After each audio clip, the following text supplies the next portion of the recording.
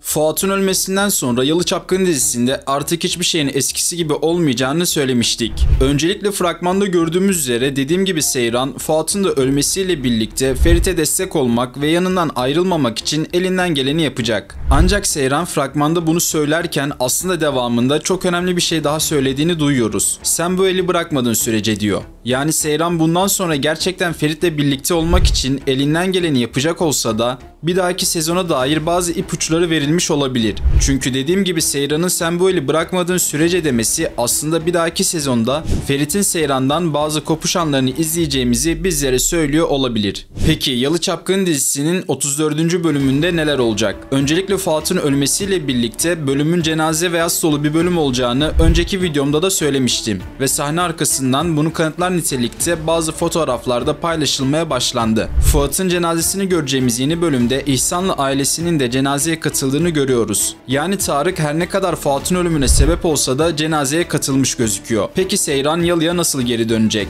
Biliyorsunuz ki Fuat her ne kadar ölmüş olsa da Kazım Ağa'nın Saffet Ağa'ya verdiği söz hala geçerli durumda. Ve Tarık da Seyran'a daha şimdiden takıntılı bir şekilde bağlanmaya başladı. Hatta önceki bölümde hatırlarsanız Kazım Ağa'ya Seyran 4 çocuklu bir halle dul bile kalsa onu istiyorum diyerek Seyran'a olan takıntı derecesini çok net bir şekilde göstermişti. Ancak Seyran'ın fragmanda Pelo'ya bile bundan sonra Ferit'le asla ayrılmayacağız gibisinden sözler kurması bu evliliğin gerçekleşmemesi için her şeyi yapabileceğini bizlere gösteriyor. Tabi bunun yanında Ferit'in de Fuat'ın ölümüyle birlikte şeker hastalığının daha da yükseldiği ve krizlere gireceğine dair bazı söylentiler de mevcut. Zaten fragmanda Halis Ağa'nın da oldukça bitkin bir şekilde yatağında olduğunu ve Latif'in ona dua okuduğunu görüyoruz. Yani bu durum sadece Ferit için değil Yalı'daki herkes için gerçekten bir yıkım oldu. Ancak Halis'in Ferit'in durumunu görmesinden sonra Hattuç'u arayacağı ve Seyran'ı Yalı'ya davet edeceğine dair söylentiler mevcut. Yani fragmanda Seyran'ın Yalı'da olduğunu görsek bile bu şu anlık geçici bir birliktelik gibi gözüküyor. Tarık mutlaka Seyran'ı Yalı'dan geri almak için elinden gelen her şeyi yapacaktır.